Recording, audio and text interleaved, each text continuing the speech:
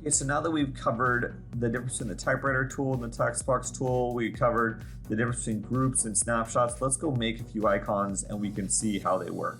So very basic, when it comes to a group, if you have two items grouped together, it doesn't get any much more simple. I just did a Control-Shift-G, is to use your selector tool, highlight the guys here, then you want to right click and say group. And now once this is grouped, you want to make sure you come up to the top here and label the subject Bluebeam, okay? And now that that's labeled, you want to take this, right click, you can add the tool chest from here. You can also go down to the bottom here and add the tool chest from there. So it's two separate ways to add the tool chest, okay? Now on the snapshot side, it's a little bit trickier, but nothing too bad. You want to take the snapshot tool, which is also a hotkey G.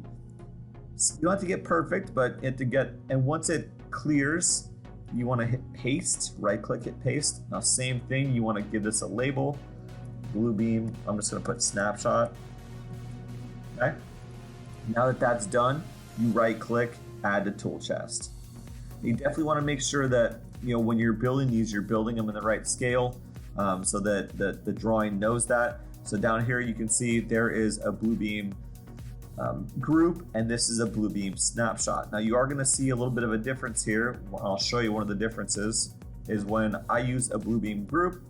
There's my group here, and you can see the different items in here. The other side is if I do a snapshot, I only have one item that I'm dealing with. It's not multiple. So if I do expand everything, the Bluebeam groups will expand, and then I have to kind of contract them down a little bit. I think there's something like this.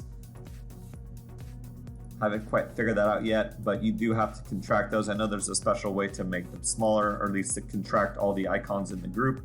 I like working with snapshots because I just have one single icon, and then I can put any data I want in it over here. So I'm not against groups by any means, but I do like working with the snapshot. So that is how you build these icons. And like you said, once you have all of them built and made, then you can, the base templates, which are just the text boxes and the boxes, you can do all your snapshots next to them, put your label, you can have them on a nice big sheet like this sheet that I built, and then you can start adding them into your tool chest while you make your